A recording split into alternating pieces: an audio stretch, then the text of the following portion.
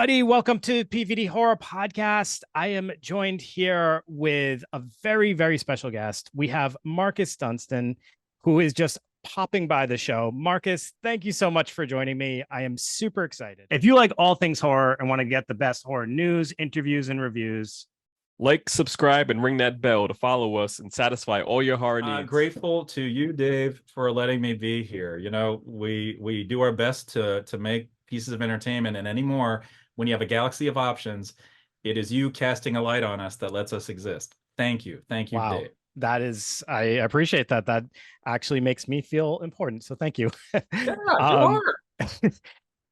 For anyone who isn't already aware, many of our fans or our listeners and people who just maybe are checking out this podcast for the first time are going to know Marcus because of a number of different things. Either it's from the Collector movies, the Saw franchise movies, the Feast movies, which I will definitely ask you about. But here today, we are here to talk about your new film, which did premiere at Tribeca a few weeks back. So that was very cool. We did get to do a spot on here about the Tribeca Film Fest. So people who listen to that episode are already familiar that your film was going to be premiering there. But it is hashtag AMFAD, All My Friends Are Dead. And that is going to be hitting theaters and digital on demand August 2nd. Thank you. Can you tell the listeners a little bit about the film, who's in it, what it's about, all that stuff? Absolutely and gratefully. Tribeca gave us one heck of a platform. Hashtag All My Friends Are Dead. AMFAD, hashtag AMFAD, All My Friends Are Dead. AMFAD. Started with Kevin Greuter. Kevin Greuter, a wonderful filmmaker. So he was the original director, and the obligations to helm Saw 10 created a vacancy as All My Friends Are Dead was still coming together. So gratefully, he threw my name into the hat. I auditioned, and then I read the script by Josh Sims and Jessica Sarah Flom, and I thought, it started to scare me because I felt like I was eavesdropping on people that I knew. And then it had a twist that I'd never seen before. I'm like, oh no. And then it had a heart, and I thought, oh, that's it. I love this. I'm in. I'm jumping into the deep end of the pool, and I'm going to see what I can do to help protect this. Because this would be the first time I'd jump into a ring that I hold in high regard, the murder mystery. Patrick Melton and I have been a part of We Know Who's Doing It, but to be part of a genuine whodunit, that when you find out the who and the why and whatnot, it just keeps twisting and turning. Sure. And I must beg any listener, please, one, come see our film on the big screen, on demand it if you will, but stay through the end credits, because we didn't stop entertaining until they yanked the cameras out of our hands. Yeah. This movie has more twists than a stick of licorice, and we don't stop doing so until the last image flickers. And you can't do that unless you have a righteously gifted cast.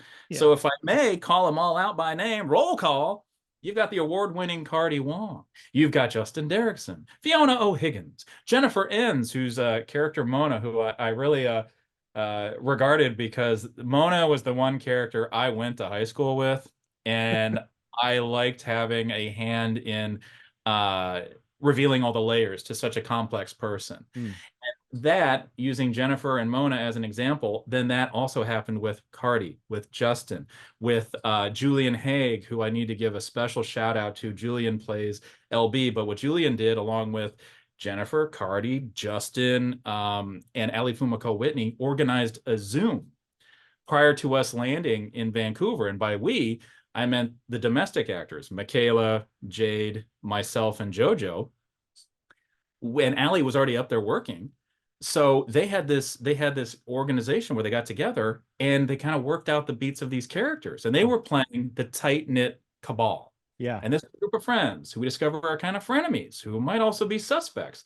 And then Jade, this innocent observer, she may have some steel of her own to offer this group. She's not just food. She's not just nutrition for their egos. There's something more to Jade. And this is a marvelous actor who has who in their early 20s already has over 10 years of experience. Yeah. And that's what opens the door to a wonderful surprise, this voltage known as JoJo Siwa, where JoJo now, in terms of the social media and performing, can garner attention in every direction of the compass. Yeah. But for this, had to provide and instantly resumed a lockstep with Jade Pettyjohn, for they had worked together in the School of Rock show on Nickelodeon. So to see these very capable, layered, gifted performers resume a friendship that was both professional and added an accelerant to the storytelling, fantastic. Because JoJo's character of Colette is a catalyst for so much of the plot, and really reveals it. And I want a special shout out to Michaela Russell for not only giving a great performance, but she was a producer behind the scenes and created and produced all 33 of our original needle drops and that trailer and the trailer song, along with Colin Vanderhoff, who is a really gifted editor, and David Carlack. And I mean, everything about this was more hands-on with friends and relationships built over the last 20 years. So my college roommate, Evan Aberman, made our poster. And that poster image that David Carlack shot of his wife holding an actual shattered phone, Maddie. So it's pretty cool. Like, I love how everybody showed up to this one. And that's where I want to get into the why of it, if I may, is Josh and Jessica's script had something, and it's this heart. It has a heart. So yes, there's twists. Yes, there's a body count. Yes, there's multifaceted characters, but there's a heart in here. And I thought, good Lord, if I can protect that, if this cast can bring that to life, if we can make it beat, then we're going to turn every silver screen red. And with All My Friends Are Dead, you're going to be surprised at how much you feel by the end of that ride. You know, what you had said about them meeting on Zoom, you know, I think that kind of translates into the believability of the relationships, and, you know, like that frenemy style of relationship. You can kind of believe it, and it probably had a lot to do with the fact that they got acclimated with each other prior to even meeting each other in person, right? Well, and my favorite thing is how it's still going on. So at Tribeca, they drove themselves there, flew themselves there. They were staying in hostels, whatnot. We all, because I mean, it's you know, this thing was made with the change you find in the couch or underneath it. And yet it competed along the way. We maximized everything we could, because we only had 12 days of photography in Vancouver. Then we had 1 day here. But then, courtesy of Yolanda Macias and Brad Miska over at Cineverse, I was able to throw in a chunk of salary. They did some fun matching, and we were able to get 5 more mini days to really fill out the world. So we earned it every step of the way. And if we hadn't have done that, we wouldn't have had audience with Tribeca. If we hadn't had Tribeca, we wouldn't have had this global podium to be like, guess what? This experiment really came together courtesy of this cast, these producers. I really got to thank Kirk Shaw and Stephanie Rennie, because we shot in order. So you can evolve if you shoot in order. You can keep developing the characters. So by respecting what Josh and Jessica intended, now that they were flesh and blood, yes, more. I want to know more about them. They must feel more real. Then the terror feels closer to home. And if we all stick the landing, which these folks really did, we get you in the dark, we turn up the torque, and when you jump, we're not jumping further apart anymore. We're jumping closer together, because the best of horror can do that. It's going to give us we're kind of at an emotional reckoning point, especially this week. And I'm not sure when this debuts, but I don't know any person that didn't have a moment of sheer ice go down their sternum with the events that have happened in our country. And our movie is not looking to do anything but entertain and give you an exorcism from the terrors and the anxieties of life. You can come and we will help you laugh, and we will bring you together. And hopefully that dark room you walk in as strangers, you're going to come out like we did. You're going to come out friends. We got a chance. I think that's what makes horror comedy so special, is you have that amazing mishmash of things that are scary and supposed to be terrifying, but then also light and brevity, and the ability to like leave there feeling lighter, versus when you go and watch this really heavy dark film, you don't leave with that feeling. And sometimes that's what you want, but other times you do. You're, like you said, you want an escape. You want a Shaun of the Dead, at times. You want something that's light, and that's what this film provides. One thing I wanted to ask you, well, there's two things actually. Let me ask you this first, because I don't want the other thing to overshadow everything about the film. You premiered on a Friday night at Tribeca. That's kind of a big deal, right? Like a Friday night. Saturday night. Oh, Saturday night. Yeah, I'm so sorry. Saturday night. Weekend. No. Weekend, though. That's awesome. Amazing. Yeah. Yes. Thank you, John Prenner. Thank you, Matt Barone. Yeah. Saturday night, 9 p.m. And it's not like Saturday night at midnight, 1 a.m. No. We had peak adrenaline audience. And every single showing was at that 9:15. Yep. And oh my gosh, I was so grateful for it because that's what we designed. And here's the thing about that audience is they had maybe an image, maybe a descriptor, maybe something that said raucous or whatnot, but there wasn't the influence of a trailer to guide that. And often I'll go back to the movie Tremors or Tales from the Crypt Demon Knight, where the marketing let us know that there's some humor in this horror. There's some triumph in the terror. There's some wit amongst the spatter. And Yeah. that is what, without having that preamble, it was such a marvelous relief to see an audience not only stay with it, lean into it, and then jump, twist, shout at it. Right. That's Right. awesome. I actually was wondering, for people who are familiar with you more from like the collection and Saw, because like the Feast movies are surprisingly underrated. I think Yeah. it just hit me at a time where I was like, getting into the horror genre pretty heavy. So when those Feast movies came out, I loved them. They were amazing. Thank So like you. I knew that background of you. So seeing this like the horror comedy mesh makes sense to me. But people who know you from like really more serious films probably are a little surprised to see a film like this, right? Well, the character of Peter Giles in this script, that was one thing I did add to it, was I wanted the Feast voice in there. And that is someone, because like Feast, I brilliantly directed by John Gulager. And that's when Patrick and I were two aspiring writers. Yeah. And we won a contest. So that means that's a guest seat at the adults table. That is by no means a membership. And John Gulager looked at our wild pages, which he had to adapt to a budget and a schedule, and said, I'm going to protect this. And therefore, we had a shot. So when it comes to this, it's like I always want to keep the Feast voice sharp in my mind. And it's been so long. Talk about wanting to bring something back.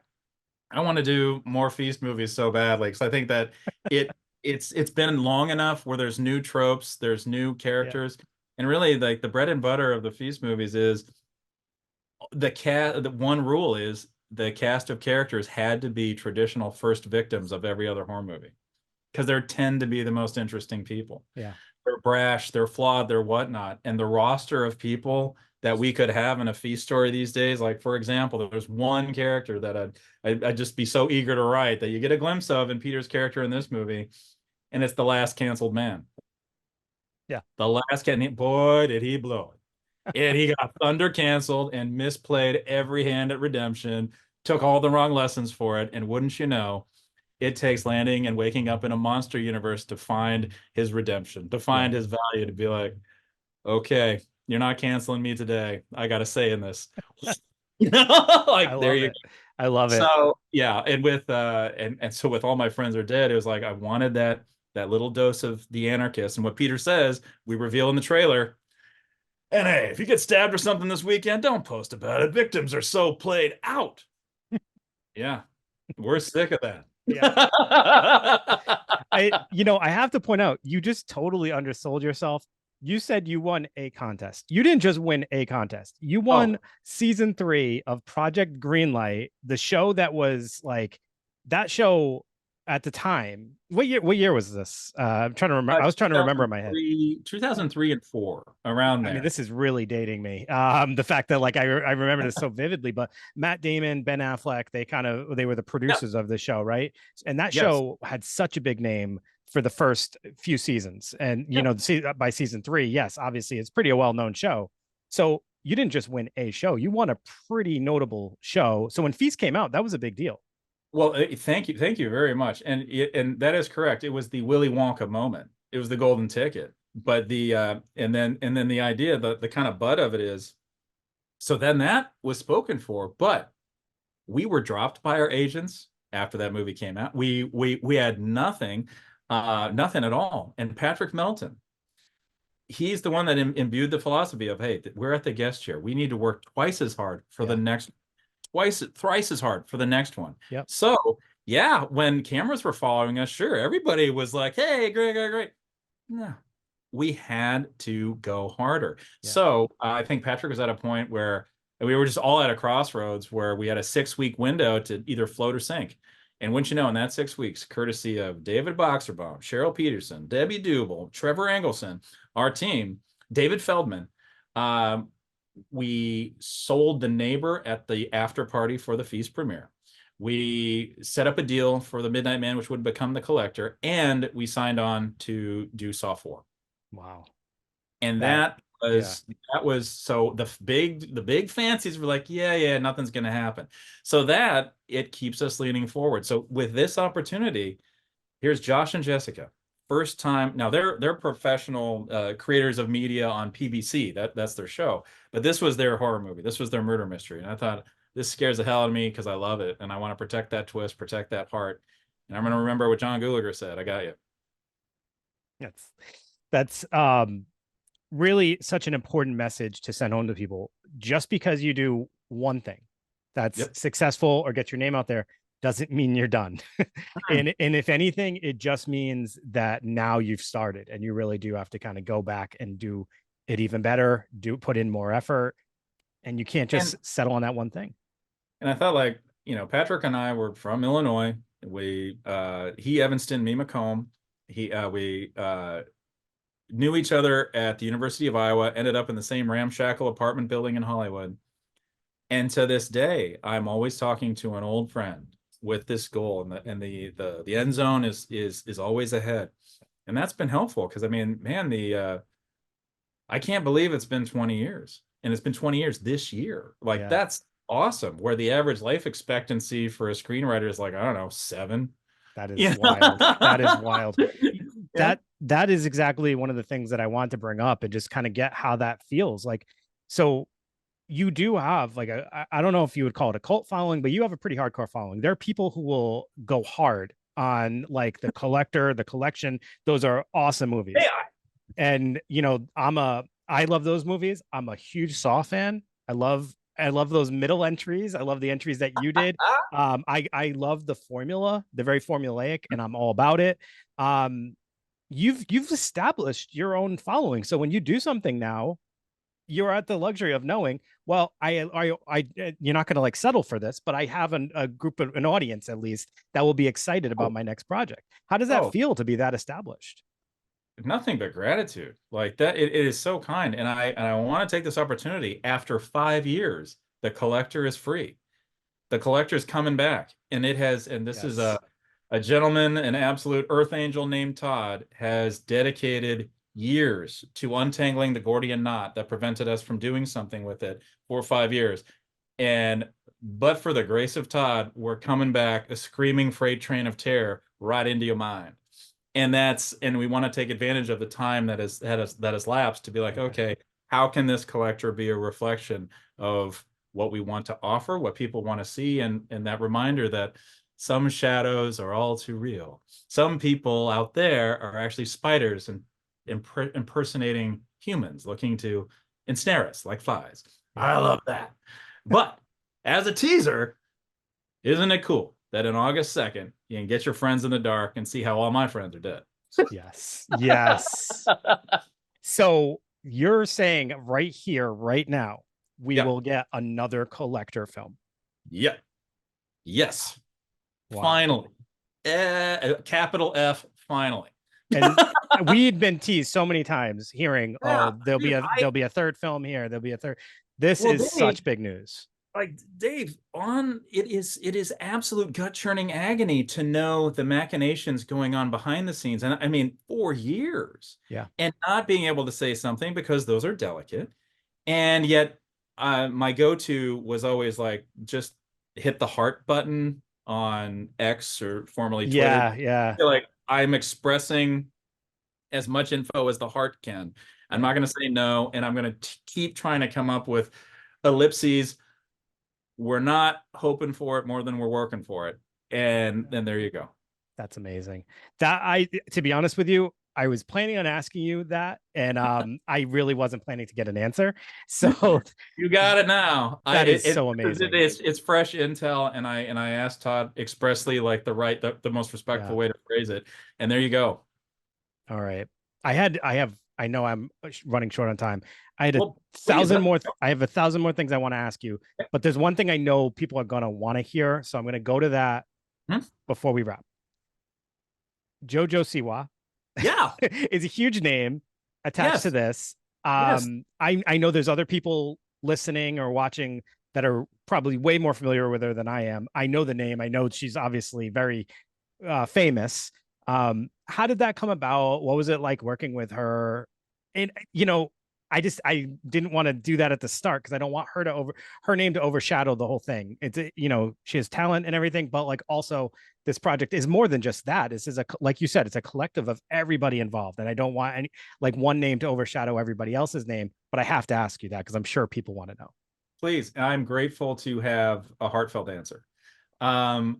Jessica Schwartz of Roundtable is the reason that JoJo Siwa is a part of #AMFAD All My Friends Are Dead. And Jade Pettyjohn and JoJo, of course, worked together on School of Rock way back when. So with our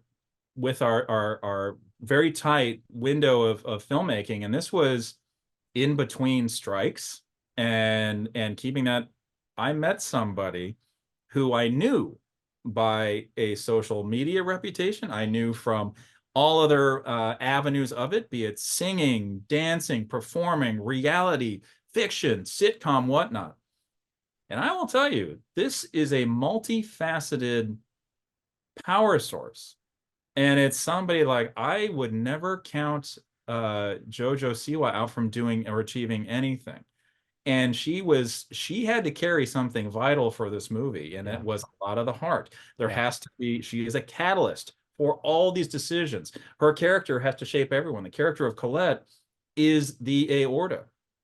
And I loved seeing this person show up with this smile and knock it out of the park with ferocity, with tenderness, with heart. And I really, hey man, that's she may be younger than me, but I look up to somebody that can do that. What you just said really struck a chord for me. You're exactly right, because like her or dislike her for whatever reasons people may have, because I know when you're put out there in the public like the way she is, you're polarized. People are so easy to scrutinize celebrity. You have to be able to remove that in order to like believe the character, feel for the character, and follow the film. So for her, she has to be able to portray that in a way that like you would view her as pretty neutral, or how the story intends for her to be viewed. And I think she does a great job with that. Like, you don't go in thinking like, oh, that's JoJo Siwa, I don't know who she thinks she is. You don't feel that when you're watching it, which is amazing. And so I think that you just nailed it. Like, she did have a big responsibility on her hands, and she handled it very well. So that is a true testament to talent, I think, right there.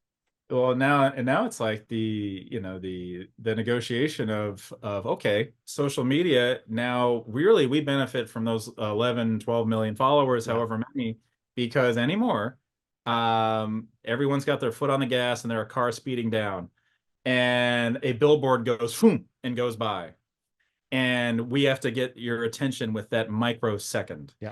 And so JoJo also helps with that. So the responsibility carries on. Yeah, like we now need to like, hey, JoJo, thank you for that awesome performance and being the catalyst. By the way, can you let the world know we're out there? Thank you. Got fun. Yeah. Absolutely. Marcus, please tell our listeners where to find you. If there's anything else you want them to be checking out in the upcoming future, let them know at this point. Okay. Goodness. Well, right now, anything in the future? I get to, is that, wait, I'm sorry. I missed part of the question. Yeah. Anything you have coming out that you want people to keep an eye out for, or maybe it's already out and you want people to check out. Okay. Thank you. Sorry about that. So, hey, we're collaborating once again with Kevin on Saw 11. I cannot wait to reveal where the collector is going. And right now, oh, pretty please, everybody, we're at an age where you can complete a huge, great movie for a studio and they can hit delete. We're at an age where you can spend $135 million and have an Oscar nominee, and they'll be like, nah, this is going to go to your phone. This group of strangers that became old friends emerged with a movie called #AMFAD All My Friends Are Dead, and we have been gifted the opportunity to be in theaters. Yeah. Please stay through the credits for all those twists, more twists than a stick of licorice. Let us come. Let us entertain you. We'll give you all your fear, your humor, and your heart a place to go. Thanks. Yes. Sorry, I kind of fumbled that, but that's no, that was great. That was perfect, and you're exactly right. You got to stick through in order to see the film to completion. So everybody, #AMFAD out August 2nd in theaters, digital, demand. But if you can't get the chance, definitely watch it in theaters. It's a better experience overall, and you'll be happy you did. Marcus, please come back with more collector news at some point, or Saw. Like I said, I'm also a Saw junkie, so anytime, please come back. But everybody, check out #AMFAD, and we will see you next week. Have a great night.